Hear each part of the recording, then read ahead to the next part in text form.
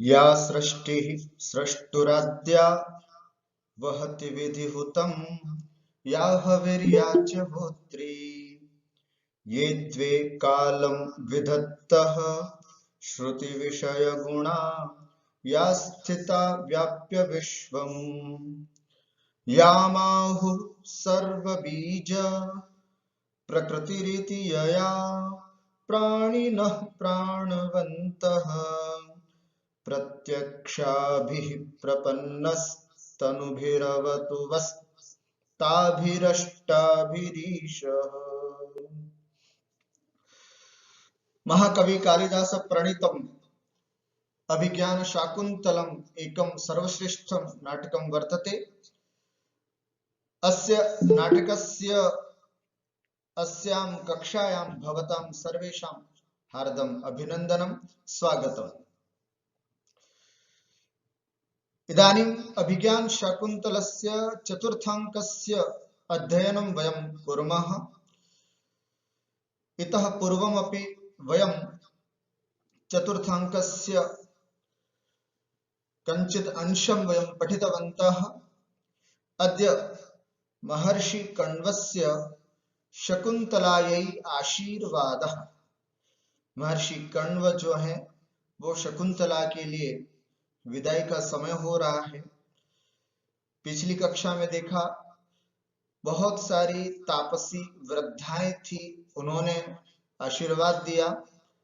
आज देखते हैं महर्षि कण्व जो है वो किस तरह से शकुंतला को इस अवसर पर आशीर्वाद प्रदान करते हैं। तो आइए प्रारंभ करते हैं कक्षा अभिज्ञान शाकुंतलम की। प्रियम वदा शकुंतलाम विलोक्य, शकुंतला को देख करके हला अनया अभ्युपपत्या सूचिता ते भर्तुः गेह अनुभवितव्या राजलक्ष्मीरिति। हला संबोधन सखी के लिए, अनया अभ्युपपत्या इस अनुग्रह से, अभ्युपपत्ति मतलब अनुग्रह, उपकार है ना, शुभ संकेत। इन शुभ संकेतों से, इस अनुग्रह से ये सूचित हो रहा है कि तुम भर्तुः गेहे अपने पति के घर पर जाकर के राजलक्ष्मी अनुभवितव्या इति, तुम्हारे द्वारा राजलक्ष्मी का अनुभव किया जाएगा। ये बात पता चलती किससे? अनया, इससे। क्या मतलब इससे? गत कक्षायां वयं पठितवन्तः है ना, क्षौमं केनचिदिन्दु पाण्डुतनया मांगल्यमाविष्कृतम् इति। अर्थात किसी पेड़ ने बहुत सुंदर रेशमी वस्त्र प्रदान किए थे, किसी पेड़ ने पैरों में लगाने के लिए महावर प्रदान किए थे, और किसी पेड़ ने आभूषणों को प्रदान किया था।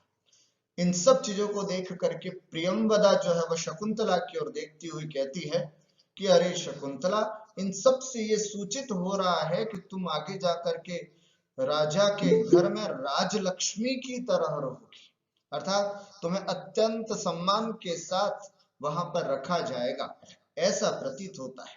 ये शुभ शकुन है तुम्हारे लिए। जब यहाँ की वनस्पतियां तुम्हारे लिए इतना सम्मान कर रही हैं, तो वहां राजा तुम्हारा कितना अच्छा सम्मान करेगा। शकुंतला व्रीडाम निरूपयति, इतना कहने पर शकुंतला लज्जा, व्रीडा का मतलब होता है लज्जा, लज्जा का अनुभव करती है ना। कोई किसी के पति गृह जाने पर किस तरह से उसका व्यवहार होगा, इस तरह की कोई बात करता है तो कन्या को लज्जा आ जाती है। वही स्थिति यहाँ पर शकुंतला, क्योंकि गौतमी और सब बैठे हुए थे, इन सब के सामने वो केवल लज्जित होती है।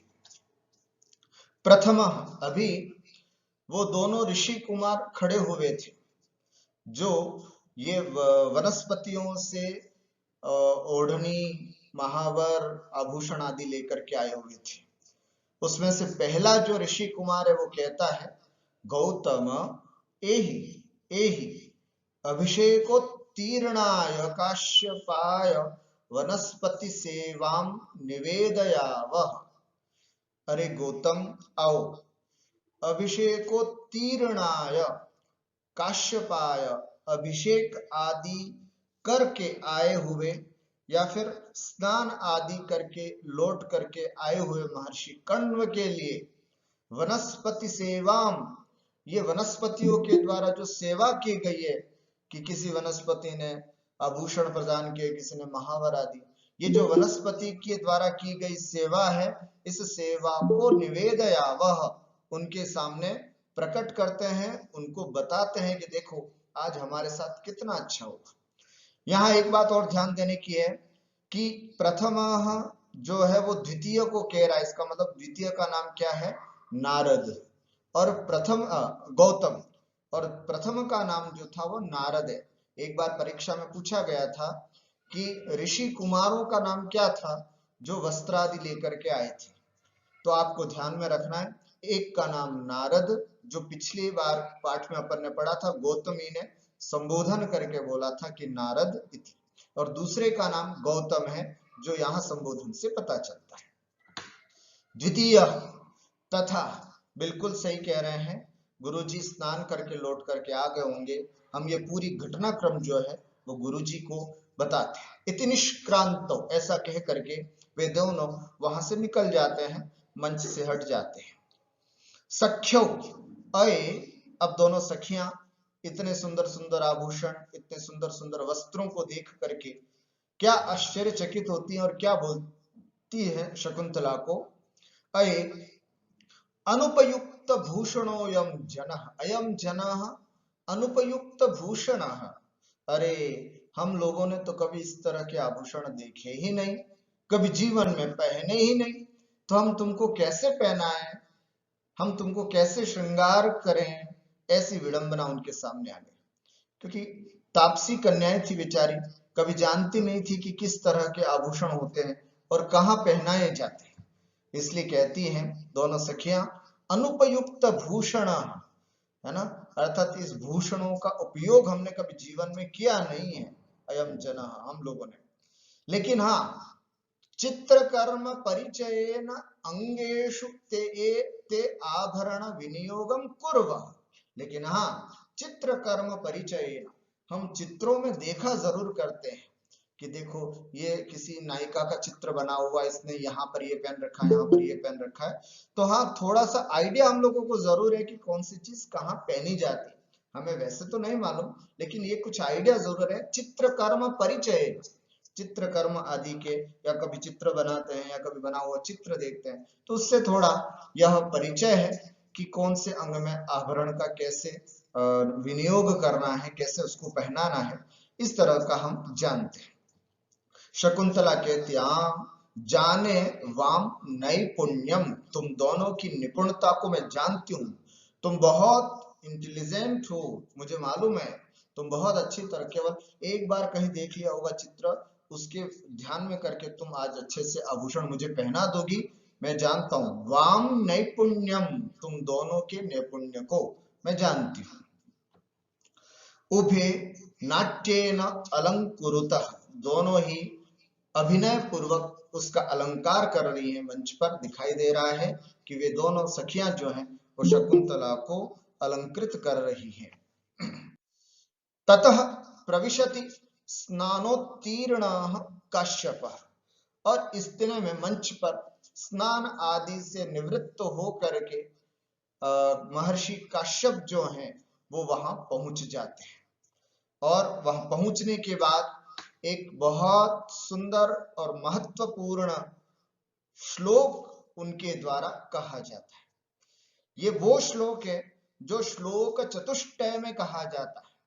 कालिदासस्य सर्वस्वम अभिज्ञान शाकुंतलम तत्र तत्र तत्रापि चतुर्थोंक तत्र श्लोक चतुष्टय, अर्थात उसमें भी चौथा अंक और चौथे अंक में भी वे 4 श्लोक बहुत महत्वपूर्ण है। आज उन 4 महत्वपूर्ण श्लोकों में से ये सबसे पहला महत्वपूर्ण श्लोक आपके सामने प्रस्तुत है। ठीक है, आइए समझते हैं आखिर ऐसी क्या विशेषता है जिसके कारण आज भी दुनिया इन 4 श्लोकों को बहुत बहुमान करती है, इसका सम्मान करती है। देखें, एक बार उच्चारण।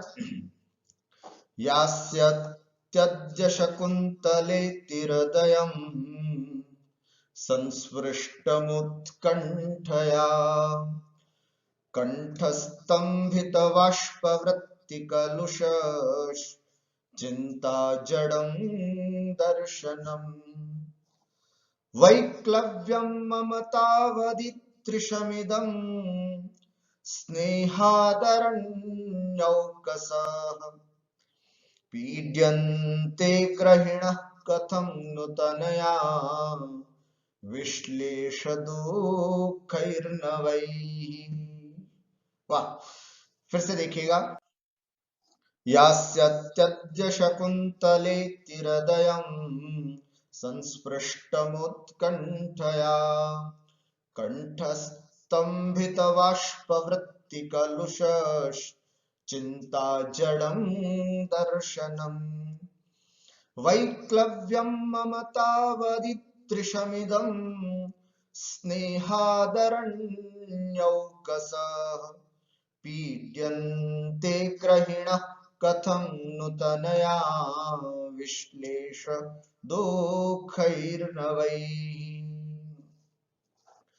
क्या कह रहे हैं, आइए अन्वय देख करके इसका अर्थ समझते हैं। सखियां पास में खड़ी हुई हैं, महर्षि कण्व शकुंतला के कंधे पर हाथ रख करके कह रहे हैं, अद्य शकुंतला यास्यति, आज शकुंतला जाएगी, यास्यति माने जाएगी, इति इसलिए हृदयम मेरा हृदय जो है वो उत्कंठया संस्पृष्टम अर्थात दुख से भर गया है, मेरा हृदय अत्यंत व्याकुलित हो रहा है, मेरा हृदय अत्यंत दुखित हो रहा है, मुझे बहुत कष्ट हो रहा है। अद्य शकुंतला यास्यति, आज शकुंतला अपने पतिगृह जाएगी, बस ये बात केवल याद करके, अभी गई नहीं है, जाएगी। इतने में ही हृदयम उत्कंठया, जब शकुंतला जा रही हो और तब उत्कंठित हो तो समझ में आए, आज जाएगी, शाम तक जाएगी अभी तो आज शकुंतला जाएगी, इसलिए हृदयम मेरा हृदय जो है वो उत्कंठया उत्कंठा से अत्यंत दुख के कारण संस्पृष्टम अर्थात भर आया है, अर्थात मेरे हृदय में अत्यंत उत्कंठा आई है। और कैसी स्थिति होती है, कंठ स्तंभित वाष्पवृत्ति कलुष, हृदय दुख से भर गया। कंठ की स्थिति क्या बताइए, कंठ स्तंभित वाष्पवृत्ति कलुष, और कंठ जो है वो वाष्पवृत्ति को रोकने के कारण, जब व्यक्ति को रोना आता है और वो सबके सामने नहीं रो पाता है तो उसका गला भर जाता है ना, और बिल्कुल ऐसे मतलब बोलता है कि जिस तरह से उसका लड़खड़ा करके बोलना है, ऐसी स्थिति हो जाती है।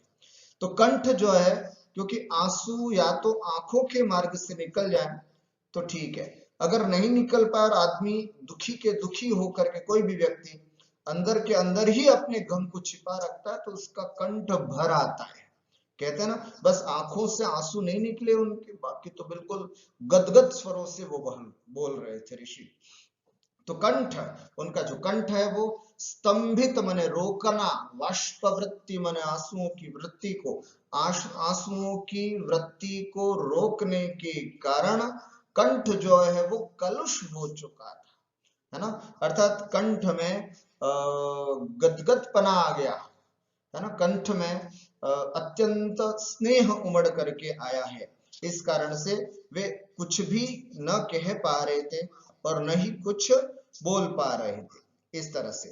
तो कंठ स्तंभित वाष्पवृत्ति कलुष अर्थात गदगद हो गया था।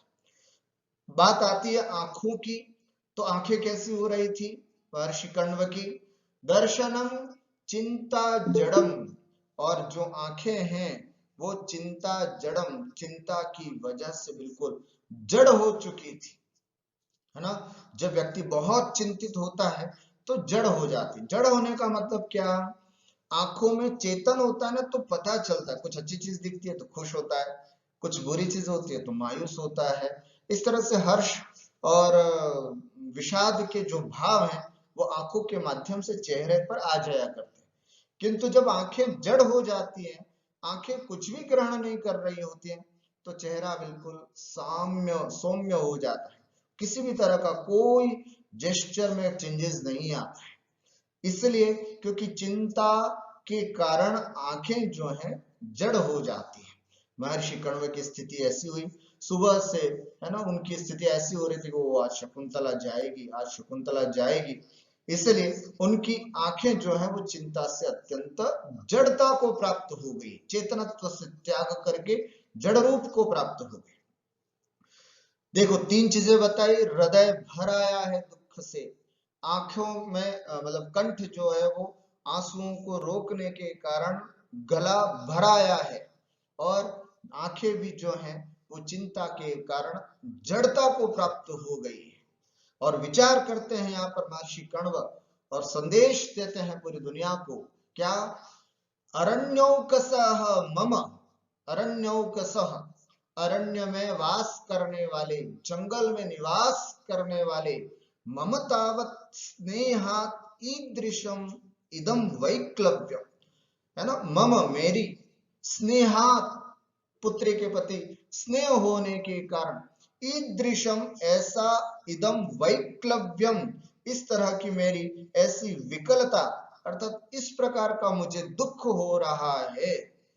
तो ग्रहिण, जो घर में रहने वाले गृहस्थ लोग हैं, माता पिता हैं, वो नवैहि तनया विश्लेष दुःखैहि, जब अपनी पुत्री का विश्लेष बने वियोग, वियोग का उत्पन्न हुआ जो दुख, नया नया दुख होता है, जब पहली बार बिटिया विदाई करते हैं, जब माता पिता, जब पहली बार कोई भाई अपने बहन को विदा करता है, जब पहली बार पूरा कुटुंब छोटी सी नन्ही सी गुड़िया को, जिनको बचपन से अपनी आंखों के सामने देखा, और आज जब उसको विदा करते हैं, तो फिर कथम न पीड्यन्ते, कैसे पीड़ित नहीं होते होंगे। जब मुझ जैसे वनवासी की यह स्थिति, वनवासी क्यों, अरे भाई तुम तो संसार को त्याग करके एक वनवासी को ग्रहण कर चुके थे, आपको दुख नहीं होना चाहिए था, लेकिन फिर भी मुझे दुख हो रहा। महर्षि कण्व कह रहा है, संबोधन समझना, अरण्य विशेषण, अरण्य को सह, है ना, मैं घर और नगर में रहने वाला नहीं हूं, मैं वनवास में रहने वाला हूं, लेकिन फिर भी मेरा इतना स्नेह, और उसके बाद भी अखंड ब्रह्मचारी के रूप में अपना जीवन जिया, मुझे कभी किसी के प्रति राग द्वेष नहीं रहा, पर फिर भी आज अगर शकुंतला जा रही है तो मुझे इतना कष्ट हो रहा है, तो उन लोगों पर क्या बीतती होगी जो अपनी बेटी को, उस माँ को जो अपने पेट में 9 माह पालती है और उसके बाद उसको विदा करती है, उस पिता को जो बचपन से ही लाड़ प्यार, क्योंकि वो तो रागी है, वो तो संसारी है, मैं अरण्यों को सहूं, वो तो संसारी है, और ऐसी स्थिति में जब उनके आंखों के सामने जब उनकी बिटिया घर छोड़ करके विदा होती होगी, तो उनके सामने क्या स्थिति होती होगी। मैंने कई ऐसे परिवार देखे हैं जो पहले से ये संकल्प करते हैं कि नहीं, हम विदाई में कभी नहीं रोएंगे, क्योंकि विदाई में रोना शकुन होता है, इसलिए अपन नहीं रोएंगे। हमने कई अपने मित्र आदि गणों में भी देखा है, कई बार उन्होंने पहले ये पूरा परिवार डिसाइड करता है कि भाई तुम्हारी विदाई में कोई रोएगा नहीं, सब अच्छे से तुमको विदा करेंगे, लेकिन वो क्षण ऐसा होता है, वो क्षण, अंतिम क्षण इतना जबरदस्त होता है कि जब लास्ट विदाई होते समय बिटिया अपने पापा से, अपनी माँ से गले लगती है, तो अपने आप उनकी आंखों से आंसू छलक जाते हैं। यह है एक बेटी की विदाई का साक्षात सुंदर सा वर्णन। महाकवि कालिदास, मैं पढ़ता हूँ, पढ़ाता हूँ पिछले कई सालों से, पर फिर भी इस श्लोक को पढ़ते पढ़ते मेरा गला भी भर आता है। तो वाकई महाकवि कालिदास ने जिस भावों में इसको लिखा होगा, महर्षि कण्व जिस भावों को अनुभव कर रहे होंगे, और वे माता पिता, वे भाई जो उस क्षण को जान चुके होंगे, उनके मन में कितनी पीड़ा होती होगी, हम सब समझ सकते हैं। ये श्लोक इसलिए महत्वपूर्ण है कि आज भी उतनी प्रासंगिकता है जैसे पहले के समय में एक शकुंतला को विदाई करते समय एक ऋषि रोया था। आज ऋषि नहीं बल्कि एक गृहस्थ रोता है, आज भी रोता है। उसकी एक साक्षात चित्रांकन जो है वो महाकवि कालिदास ने यहाँ पर किया है, इसलिए ये बहुत महत्वपूर्ण और अच्छा श्लोक माना जाता है। ठीक हुआ। आइए अर्थ देखते हैं। अद्य अद्यैव अस्मिन्नेव दिने शकुंतला एतदाख्या कण्वसुता कण्वपुत्री यास्यति गमिष्यति इति अस्मात् कारणात् हृदयं मम चित्तम् उत्कंठया दुःखेन संस्पृष्टं समाक्रांतम् अस्ति भरितम् अस्ति। कंठः गलः स्तंभित वाष्पवृत्ति कलुषः स्तंभिता अवरुद्धा वाष्पवृत्ति अश्रु प्रवृत्ति तया कलुषः स्वर भंगवान। कलुषता का मतलब है स्वर का टूटना, बोल नहीं पाना। जब व्यक्ति बहुत गदगद हो जाता है तो वो बोल नहीं पाता है, उसकी आवाज रुक जाती है, तो ऐसी स्थिति। कलुषः स्वर भंगवान अस्ति। दर्शनम दृष्टि चिंता जड़म चिंतया निश्चेष्टम अस्ति। अरण्यको सह वनवासिनः मम तावत् मे काश्यप सुतस् काश्यपस्यापि स्नेह के कारण, प्रेम के कारण ईदृशम एतादृशम इदम वैक्लव्यम, है ना, महत् दुःखम दुःखाधिक्यम अस्ति तर्हि गृहिणः गृहस्थाः नवीनैः, है ना, तनया विश्लेष दुःखैः, तनया पुत्री विश्लेष वियोग दुःख पीड़ा, पुत्री वियोग पीड़ा भीः कथं नु पीड्यन्ते, न जाने कथं नु व्याकुलीक्रियन्ते, किस तरह से वो व्याकुल नहीं होता होगा। अवश्य वो चित्त व्याकुलित होता होगा। भावार्थम पश्यामः। महर्षि कण्वः कथयति यत् अद्य शकुंतला स्वपतिगृहं गमिष्यति, अर्थात अधुना गता न अद्य गमिष्यति इति चिन्तयैव मम हृदयं दुःखेन व्याप्तम् अभवत्। अश्रूणि स्तंभनात् गलः स्वरभंगवान अभवत्। आंसू, है ना, और जो आंसू जो हैं वो स्तंभन माने रोक दिया, आंसू निकाल नहीं पा रहे, आंसुओं को रोकने के कारण गलह स्वरभंगवान अभवत, स्वरभंग से युक्त हो गया।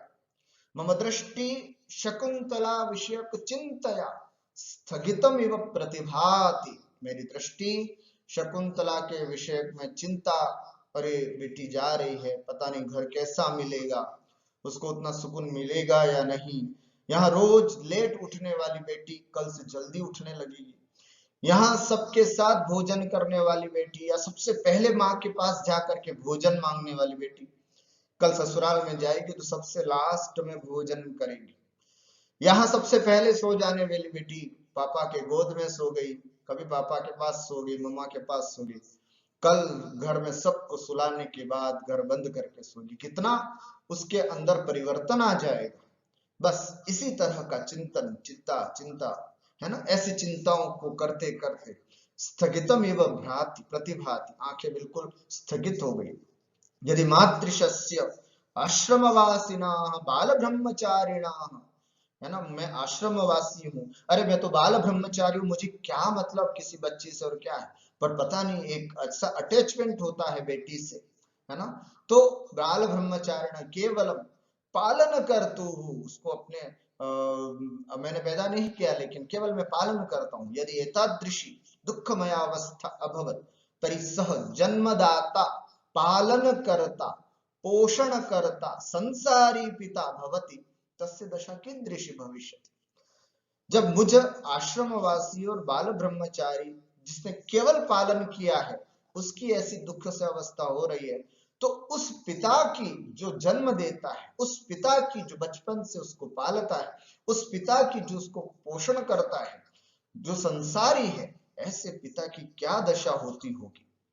अर्थात कन्या विवाहं कृत्वा प्रथमवारं यदा गृहं गच्छति, स्वपति गृहं गच्छति, तदा पुत्री वियोगेन दशा कीदृशी भविष्यति इति विचारणीय। अर्थात अत्यंत वैक्लव्यम तत्र भविष्यति इति भावः अत्र पूरितः।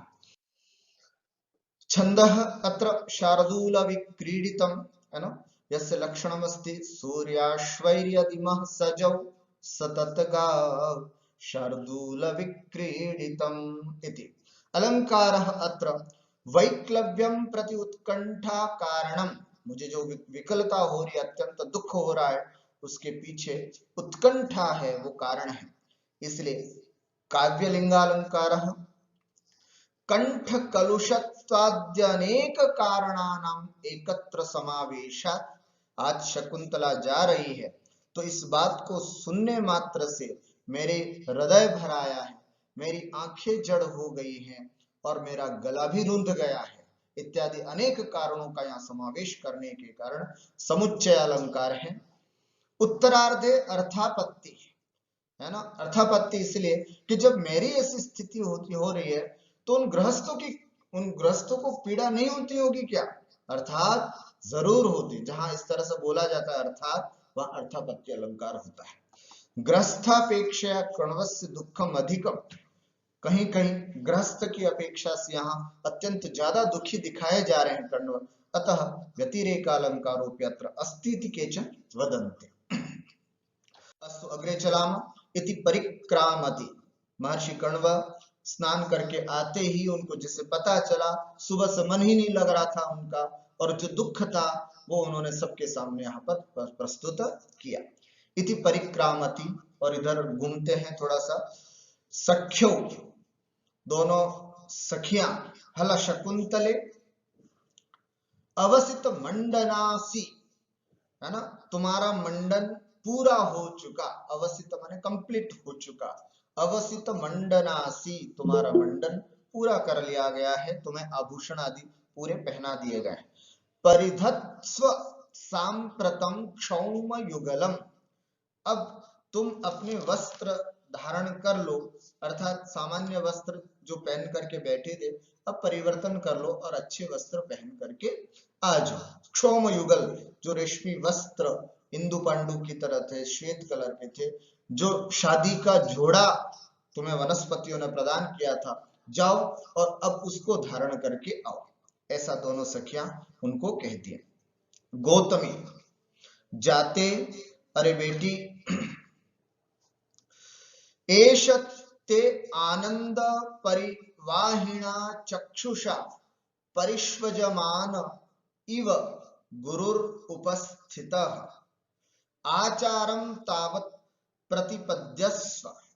गौतमी कहती है कि आनंद परिवाहिणा चक्षुषा, आनंद से बहते हुए नेत्रों से तुम्हें गले लगाते हुए से तुम्हारे ये पिताजी कण्व जो है वो यहाँ पर उपस्थित है ना। परिष्वजमान इव गुरु उपस्थित, मानो तुमको गले लगाने के लिए उत्कंठित तुम्हारे पिता यहाँ पर उपस्थित है। जाओ, आचारम तावत प्रतिपद्यस्व, अर्थात उनसे गले लग करके उनसे विदा ले लो। इस तरह से गौतमी जो है वो कहती है, अर्थात तुम्हारे पिता बहुत दुखी हो रहे हैं, तुम्हारी आज विदाई है इसलिए पिताजी तुम्हारे बहुत दुखी हो रहे हैं, जाओ बेटा एक बार पिता से आशीर्वाद प्राप्त करो। इस तरह से वो कहती हैं गौतमी। शकुंतला सव्रीडम, बड़ी लज्जित हो करके, तात, हरे पिताजी, वंदे, अर्थात मैं आपकी वंदना करती हूँ, मैं प्रणाम करती हूँ। कश्यप, काश्यप वत्से, अब देखना यहाँ आशीर्वाद दिया जा रहा है, कितना सुंदर आशीर्वाद महर्षि कण्व दे रहे हैं, वो इस पद्य के माध्यम से हमको समझ में आता है। क्या कह रहे हैं? यया तेरिव शर्मिष्ठा भर्तुर बहुमता भव सुतं त्वमपि सम्राजं सेव पुरुमवाप्नुहि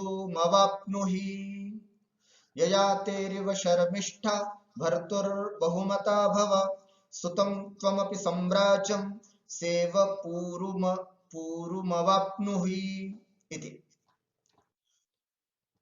अन्वयं पश्यामः। ययातेः शर्मिष्ठा इव भर्तुः बहुमता भव। क्या आशीर्वाद दे रहे हैं महर्षि कण्व, ध्यान से देखना। एक राजा ययाति हुए हैं और उनकी पत्नी हुई है शर्मिष्ठा। इन्होंने भी इसी तरह से गांधर्व विवाह किया था। इस ययाति और शर्मिष्ठा का पुत्र हुआ था पुरु। जिस पुरु राजा के नाम से ये पौरव वंश चला, जिस वंश में राजा दुष्यंत हुए। ठीक समझ में आया? ययाति और शर्मिष्ठा इन दोनों के ने भी गांधर्व विवाह किया था। ययाति एक अच्छे राजा थे, अच्छे कुल में पैदा हुए थे। उन्होंने शर्मिष्ठा से गांधर्व विवाह किया था और इन दोनों में इतना अधिक प्रेम था, गाढ़ प्रेम था। और फिर उनकी जो संतान हुई वो भी है ना बहुत सुंदर और चक्रवर्ती संतान हुई पुरु नाम की। उसके नाम से वंश चला, पुरुवंश, जिसमें आज भी पैदा होने वाले राजाओं को पौरव कहा जाता है।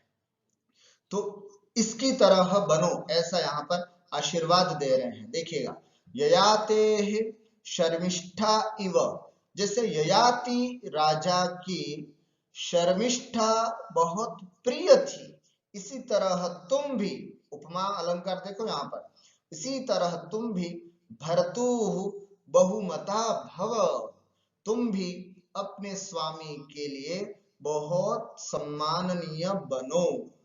अर्थात तुम ससुराल जाकर के इतना अच्छा काम करो, इतना अच्छा काम करो कि तुम्हारा पति बिल्कुल वैसा ही तुमसे प्रेम करे जिस तरह से ययाति शर्मिष्ठा से प्रेम किया करते थे। ययाते शर्मिष्ठा इव भर्तुः बहुमता भव, अर्थात अपने पति की सम्माननीय पत्नी बनो। और दूसरा आशीर्वाद क्या दिया? सा पुरुम सुतम इव, जिस तरह से सा मने शर्मिष्ठा ने पूरुम है ना सुतम पुरु नाम के पुत्र को प्राप्त किया था। त्वमपि सम्राजम सुतम, सम्राट चक्रवर्ती पुत्र को अवाप्नुहि, प्राप्त हो। एक साथ दो आशीर्वाद यहाँ पर दिए गए। तुम अपनी पत्नी, अपने पति दुष्यंत की सबसे प्रिय रानी बनो, और दूसरा तुम एक चक्रवर्ती पुत्र को प्राप्त करने वाली बनो। ऐसे दो अच्छे आशीर्वाद इस पद्य के माध्यम से दिए जा रहे हैं। ययातेरिव शर्मिष्ठा भर्तुर्बहुमता भव सुतं त्वमपि सम्राजं सेवपूर्वमवाप्नुहि इति। पदार्थं पश्यामः। ययातेः एतदाख्यस्य नृपस्य शर्मिष्ठा ययातेः राज्ञः पत्नी भार्या वा शर्मिष्ठा इव यथा भर्तुः पत्युः बहुमता प्रियतमा सम्मानिता समादृता वा भव त्वमपि दुष्यन्तस्य बहुमता भवेः, भवेत् भवेतां भवेयुः भवेः इति। सा शर्मिष्ठा पुरुं पुरुनामकं पुत्रम् इव यथा त्वमपि भवती अपि सम्राजं सार्वभौमं चक्रवर्तीनं सुतं तनयं अवाप्नुहि, अर्थात लभस्व इति। यह आशीर्वाद यहाँ पर महर्षि कण्व जो है वो अपनी पुत्री को दे रहे हैं। भावार्थं पश्यामः। शकुंतला यदा महर्षिं प्रणमति, शकुंतला जब महर्षि कण्व को प्रणाम करती है तब तदा महर्षि कण्वः तस्यै आशीर्वादं प्रयच्छन् कथयति, उसके लिए आशीर्वाद प्रदान करते हुए कहते हैं, त्वं स्वभर्तुः बहुमाननीया राज्ञी भव। हो सकती है राजा की बहुत सारी रानियां होंगी, लेकिन उसमें भी तुम एक बहुत सम्माननीय रानी बनो। अर्थात अपने प्रभाव से, अपने व्यवहार से इतना प्रभाव जमा दो अपने पति पर कि वह तुम्हें बहुत सम्मान प्रदान करे। अचिरं चक्रवर्ती पुत्रम च प्राप्नुहि, और बहुत जल्दी तुम एक चक्रवर्ती पुत्र को भी प्राप्त करो। यथा राज्ञे ययातये शर्मिष्ठा अतीव प्रिया पत्नी आसीत, जिस तरह से राजा ययाति के लिए शर्मिष्ठा अत्यंत प्रिय पत्नी थी। अपिच और पूर्व इति नामना यशस्विनम पुत्रम लब्धवती, और जैसे शर्मिष्ठा ने पूर्व नाम के एक बहुत सुंदर यशस्वी पुत्र को प्राप्त किया था, तथैव त्वमपि, तुम भी भर्तुः बहुमता भव, अपनी पति की अत्यंत सम्माननीय बहुमाननीय रानी बनो, और चक्रवर्ती नम पुत्रम च प्राप्नुहि, और चक्रवर्ती पुत्र को शीघ्रता से प्राप्त करो। अत्र अनुष्टुप् छन्दः अस्ति, पूर्वं सुतम इव इति अत्र उपमालंकारः अस्ति। पुनः वर्णानां साम्यात्, वर्णों की समानता होने की वजह से अत्र अनुप्रासः अलंकारोपि वर्तते। गौतमी, भगवन वरह खलु एषः नाशिषः। गौतमी बड़ी खुश हो गई और उसने कहा कि वाह हे भगवन, वरह खलु एषः वरह, आपने तो इसको वरदान दे दिया।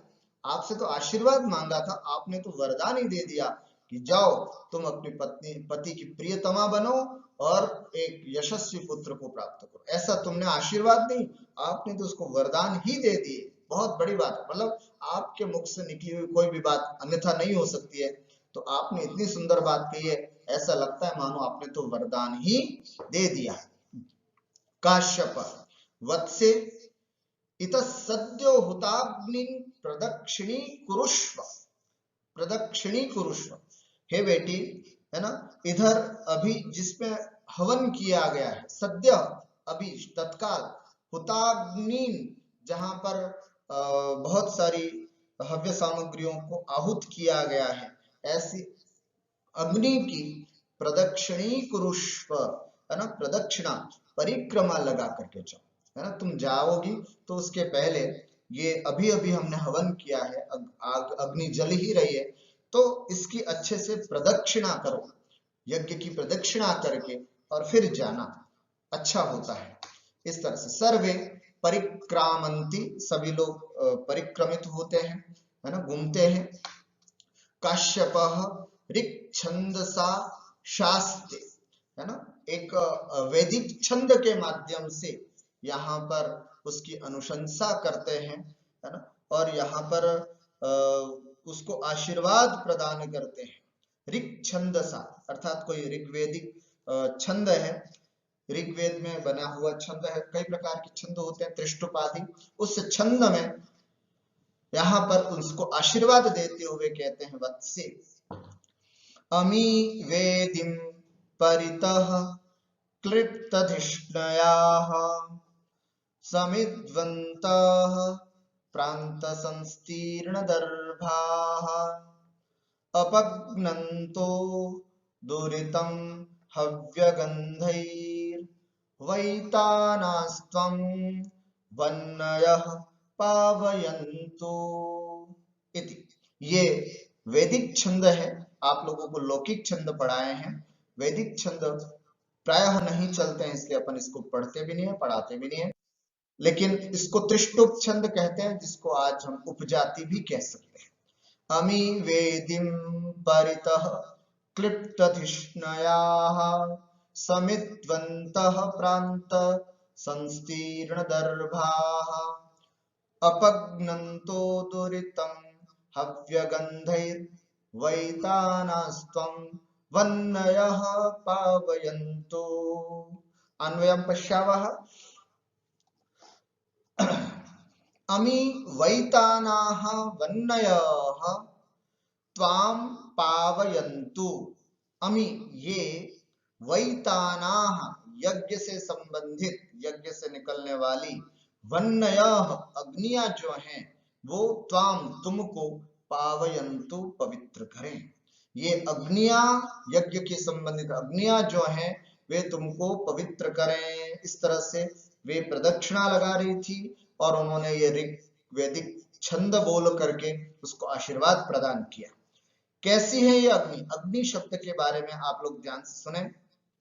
अग्नि शब्द हिंदी में तो अग्नि जल रही है, स्त्रीलिंग में आता है, लेकिन संस्कृत में अग्नि शब्द जो है वो पुल्लिंग में चलता है, अग्निरियम नहीं होता है, अग्निरयम, अयम अग्नि, इस तरह से। इसलिए ये पुल्लिंग शब्द है। असौ अमु अमी इति, अमी, तो अमी अदस्य शब्द का पुल्लिंग बहुवचन शब्द है। अमी वैतानाः वन्नयः, हरि की तरह हरि ही हरि, हरयः वन्नयः, ऐसे वन्नयः, बिल्कुल हरि की तरह तो नहीं, अग्नि के रूप अलग ही चलते हैं, वन्नी वन्नयः, है ना, वन्नयः। तो अमी वैतानाः वन्नयः, यह यज्ञ से संबंधित जो अग्नियां हैं, त्वाम पावयन्तु, तुम्हें पवित्र करें, इस तरह से उनको पवित्रता हो। कैसी हैं ये अग्नियां, है ना, कैसी हैं ये अग्नि, उसके विशेषण यहाँ पर कुछ दिए गए हैं, इसको क्रमशः समझें। कैसी हैं? सबसे पहला, समिध्वन्तः वन्नयाः, समिधाओं से युक्त है, अभी उसमें समिधाएं पड़ी हुई हैं। समिधा का मतलब अच्छी अच्छी औषधियों, औषधि जो सुंदर अच्छी लकड़ियां होती है, जो वन से ला करके हव्य सामग्री में अपन उसको चढ़ाते हैं यज्ञ में, वो सब सुंदर सुंदर समिधाएं हैं। तो समिध्वन्तः वन्नयाः, समिधाओं से युक्त ये अग्नियां। वेदिं परितः क्लिप्त धिष्णयाः वन्नयाः, और वेदी के चारों ओर, वेदी के चारों ओर कैसी हैं? तो क्लिप्त धिष्णयाः, अर्थात वेदी के चारों ओर अच्छी तरह से रखी हुई, या वेदी के चारों ओर दिखाई देने वाली, है ना, क्लिप्त धिष्णयाः। इस शब्द का अर्थ अभी अपन पढ़ेंगे, उसमें तो अर्थ आएगा ही। क्लिप्तानि रचितानि धिष्ण्यानि स्थानानि, अर्थात जिसके चारों तरफ स्थान रखा गया है, वेदी के चारों तरफ स्थान रखा गया। तो ऐसी अग्नि जिसके वेदी के चारों तरफ स्थान बनाया गया है, ऐसी अग्नि की, ऐसी अग्नि तुमको पवित्र करे। प्रांत संस्तीर्ण दर्भा, देखो एक हव्य हवन कुंड का मन में स्मरण करते हुए आप अपनी कल्पना से विचार कर सकते हैं कि कैसी दशा वहां पर होगी। प्रांत संस्तीर्ण दर्भा, और जिसके कोने में चारों तरफ दर्भा नाम की कुश जो है वो बिखरी हुई है। जब हवन होता है ना, तो अपन देखते हैं उसमें चारों तरफ कुश आदि बिखरी हुई है। हव्य गंधैः दुरितम अपग्नतः, और हव्य सामग्री, हव्य की सुगंधित सामग्री के द्वारा जो दुरितम माने पापों को, कष्टों को, अपग्नतः नाश करने वाली, अमी वैतानाः वन्नयाः, ये यज्ञीय अग्नि जो हैं वे त्वाम पावयन्तु, तुमको पवित्र करें। ठीक हुआ।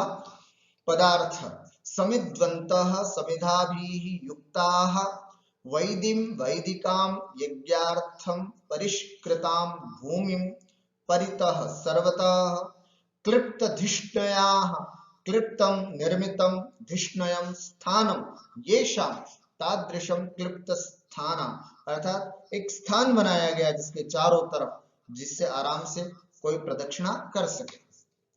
प्रांत संस्तीर्ण दर्भाः प्रांतेषु उपांतेषु पार्श्वभागेषु वा संस्तीर्णाः आकीर्णा विकीर्णाः दर्भाः कुशा, आसपास कुशा बिखरी हुई है, हवन करते समय हम कुशा का प्रयोग करते हैं, फिर उसके वहीं रख देते हैं। हव्य गंधैः हुत द्रव्य गंधैः, जिन जिन का हमने आहुति बना करके अंदर डाला है, ये सब सुगंधित पदार्थ थे। तो ऐसे हुत द्रव्य गंधैः दुरितम नाम पापम अपग्नतः नाशयन्तः अमी दृश्यमानाः वैतानाः यज्ञीयाः वन्नयाः अग्नयाः त्वां हे शकुन्तला, त्वां शकुन्तलां पावयन्तु पवित्रीकुर्वन्तु। महर्षि कण्वः शकुन्तलायै आशीर्वादं प्रयच्छन् कथयति, है ना, पहले तो उन्होंने वो आशीर्वाद दिया, अब ये आशीर्वाद दे रहे हैं कि एते यज्ञीयाः अग्नयः त्वां पवित्रीकुर्वन्तु, ये यज्ञ से संबंधित जो अग्नियां हैं वे भी तुमको पवित्र करें। व्यक्ति धूप से पवित्र होता है, व्यक्ति स्नान से पवित्र होता है, और व्यक्ति अग्नि से भी पवित्र होता है। अग्नि से भी पवित्रता उसके अंतर्गत आती है। कुछ बैक्टीरियाज ऐसे होते हैं जो बॉडी से टच में आ जाते हैं, फिर ऐसी स्थिति में स्नान करने से भी वो बैक्टीरिया खत्म नहीं होते हैं। ऐसी स्थिति में फिर अग्नि स्नान कराया जाता है, अग्नि के पास ले जाया जाता है और वो यज्ञाग्नि होती हो और फिर उसमें से निकलने वाली सुगंधित द्रव्य सामग्री हो तो फिर बात ही क्या। ऐसे में फिर वो उसके पास निकट जा करके उसको अग्नि स्नान करवाया जाता है।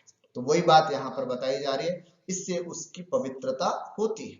तो यज्ञ अग्नयः त्वां पवित्री कुर्वन्तु, तुमको पवित्र करें।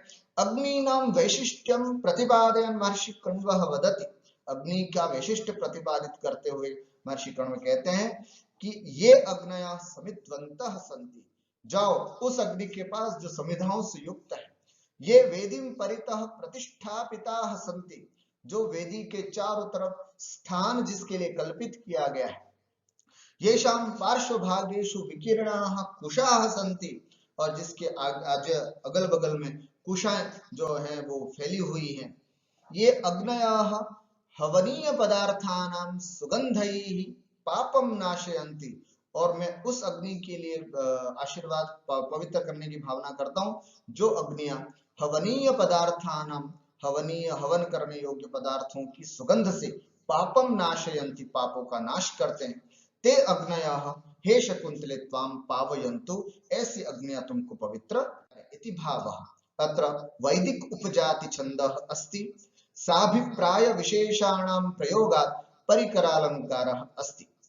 अभिप्राय पूर्वक विशेषणों का प्रयोग किया गया है, इसलिए परिकर अलंकार है। यस्य लक्षणम उक्तैर विशेषणैः साभिप्रायैः परिकरो मतः, और वर्णों की समानता प्रायः सभी जगह मिलती ही है, अतः अनुप्रास अलंकारोऽपि अत्र विद्यते। प्रतिष्ठस्व इदानीम, है ना। महर्षि कण्व यहाँ पर कहते हैं कि अब तुम जा सकती हो। सदृष्टिक्षेपम, इधर उधर दृष्टियां डालते हुए, क्वते शारंगरव मिश्राः, है ना, अरे भाई शारंगरव मिश्र कहाँ है, जल्दी से, ऐसे करके वो बुला रहे। प्रविश्य, प्रवेश करके, शिष्य भगवन इमेस्म, अरे भगवन हम ये हैं, उपस्थित है। इस तरह से वे शिष्य आ जाते हैं।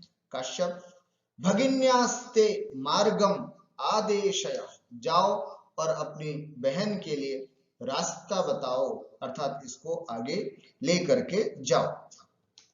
शारंगरवः इतः इतो भवति, आइए आइए इधर से आइए आप, यूं करके शारंगरव जो है वे उनको लेके जाते हैं। बस उसके बाद फिर और क्या स्थितियां बनती है, जैसे ही शकुंतला आगे बढ़ती है ऐसी कौन कौन सी स्थितियां और परिस्थितियां बनती है जिससे और बड़ा करुणामय दृश्य आपके सामने उपस्थित होगा, उन सब चीजों का वर्णन हम आगे की कक्षाओं में पढ़ेंगे। आज बस इतना ही। नमस्कारः सर्वेभ्यो, नमो नमः।